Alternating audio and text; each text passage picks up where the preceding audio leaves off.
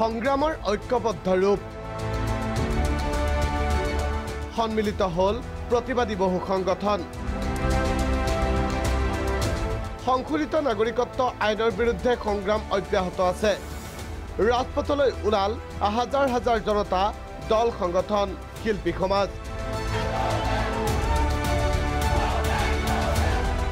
এনে সময়তেই সংগ্ৰাম আগুৱাই নিয়াৰ প্ৰচেষ্টাৰে গুৱাহাটীত বিভিন্ন দল সংগঠনে গঠন কৰিলে সন্মিলিত সংগ্ৰাম পৰিষদ ৰাজনৈতিক অৰাজনৈতিক সকলো দলে যোগ দিছে এই সংগ্ৰামত দেওবাৰে এই উপলক্ষে অনুষ্ঠিত এক বিশেষ সভাত অংশ লয় ৰাজনৈতিক অৰাজনৈতিক দল সংগঠনে অসম জাতীয়তাবাদী যুৱ ছাত্ৰ পৰিষদ টাই আহোম ছাত্ৰ সন্থা মানৱ অধিকাৰ সংগ্ৰাম সমিতি কৃষক মুক্তি সংগ্ৰাম সমিতি এনচিপি চিপিআই অসম সংগ্ৰামী মঞ্চকে ধৰি মুঠ ৪১টা সংগঠনে অংশ লয় এই সভাত কেতিয়াও মানি লোৱা নহ'ব CAA আন্দোলনত প্ৰাণ যোৱাসকলৰ পৰিয়ালক ২০ লাখকৈ দিয়াৰ দাবী পৰিষদৰ ন্যায়িক তদন্ত হ'ব লাগে সমগ্ৰ ঘটনাৰ ৰাজ্যখনৰ বিভিন্ন জাতীয় জনগোষ্ঠীয় সংগঠনৰ যৌথ সভাই ধৰ্মৰ ওপৰত ভিত্তি কৰি নাগৰিকত্ব প্ৰদান কৰিব বিচৰা অসম বিৰোধী নাগৰিকত্ব সংশোধনী আইন ২০১৯ৰ বিৰুদ্ধে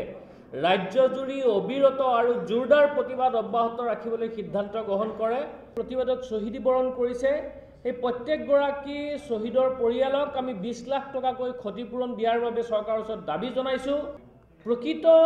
হত্যাকাৰীসকলৰ যাতে শাস্তি হয় গোটেই প্ৰকৃত ঘটনাটো যাতে অসমবাসীয়ে গম পায় আৰু প্ৰতিটো মৃতকৰ পৰিয়ালে যাতে ন্যায় পায় তাৰ বাবে প্ৰতিটো ঘটনাৰ আমি ন্যায়িক তদন্তৰ দাবী কৰিছোঁ সংশোধিত নাগৰিকত্ব আইনৰ বিৰুদ্ধে প্ৰতিবাদ কৰা কৃষক নেতা অখিল গগৈ আলফা নেতা জিতেন দত্তকে ধৰি আন্দোলনত গ্ৰেপ্তাৰ হোৱা লোকক অতি শীঘ্ৰে মুক্তিৰ দাবী সংগ্ৰাম পৰিষদৰ চৰকাৰে বাছি বাছি অহিংসভাৱে গণপ্ৰতিবাদ কৰা কৃষক মুক্তি সংগ্ৰাম সমিতিৰ নেতা অখিল গগৈকে ধৰি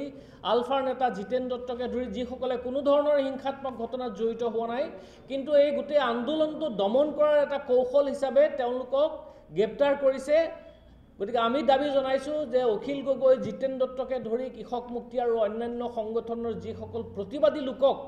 গ্ৰেপ্তাৰ কৰিছে অতি শীঘ্ৰে তেওঁলোকক মুক্তি দিব লাগে ASDCৰ নেতা হলিৰাম তেৰাং আৰু সাংবাদিক মনজিত মহন্তৰ সভাপতিত্বত অনুষ্ঠিত এই সভাত উপস্থিত থাকে প্ৰাগ নিউজৰ মুখ্য সম্পাদক তথা বিশিষ্ট সাংবাদিক অজিত কুমাৰ ভূঞা হাইদৰ হুছেইন জ্যেষ্ঠ অধিবক্তা নেকিবুৰ জামান আলফাৰ সাধাৰণ সম্পাদক অনুপ চেতিয়া অধ্যাপক অপূৰ্ব বৰুৱাকে ধৰি বহু বিশিষ্ট ব্যক্তি আমি এই সংগ্ৰামখন যদি আগুৱাই নিব লাগে সফলতাৰ দিশলৈ কাৰণ নেতৃত্বৰ ভুলৰ বাবে সদায় আন্দোলন বিফল হয় নেতৃত্বৰ কৌশল যদি শুদ্ধ হয় নেতৃত্ব যদি ধৈৰ্যশীল হয়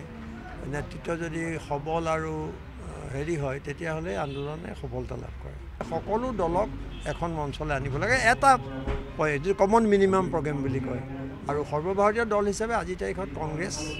কাৰণ তেওঁলোকৰ গোটেই দেশত হেৰি আছে তেওঁলোকে স্পষ্টভাৱে প্ৰতিবাদ কৰিছে সকলোৱে মিলি এখন মঞ্চ কৰক আৰু সেই মঞ্চই এটা সঠিকভাৱে এই আন্দোলনৰ নেতৃত্ব দিয়ে সংগ্ৰাম অব্যাহত ৰখাৰ সংকল্পৰে গঠিত সন্মিলিত সংগ্ৰাম পৰিষদৰ পৰৱৰ্তী কাৰ্যপ্ৰণালী কেনে হ'ব সকলোকে লৈ ইয়াত কোনো নেতা নাথাকে সকলো আহ্বায়ক হ'ব সকলো যিমান অংশীদাৰ দল থাকিব মঞ্চ থাকিব সন্থা থাকিব ছাত্ৰ যুৱ সকলো ইয়াত একোজন আহ্বায়ক হ'ব ইয়াত কোনো নেতাগিৰি কৰিবলৈ আমি এইটো এৰি দিব খোজা নাই যে আমুক নেতা হ'ব আমুক ৰজা হ'ব সকলোৱে আজিকালি মানুহে তেনেকৈ ভাবে গতিকে সকলো যিমান অংশীদাৰ দল হ'ব এই আইনখন ক'লা আইনখন সংবিধান বিৰোধী আইনখনৰ উৎখাতৰ কাৰণে যিসকলে প্ৰতিবাদ কৰিব আন্তৰিকতাৰে অসমৰ স্বাৰ্থত সেই সকলো মানুহ ইয়াত অংশীদাৰ হ'ব পাৰিব সকলোকে আমি খোলা আছে যি সময়ত সংশোধিত নাগৰিকত্ব আইনৰ বিৰুদ্ধে সমগ্ৰ ৰাজ্যত প্ৰতিবাদ সাব্যস্ত হৈছে তেনে সময়তে ঐক্যবদ্ধ সংগ্ৰামত নামি পৰিছে কেইবাটাও ৰাজনৈতিক অৰাজনৈতিক দল সংগঠন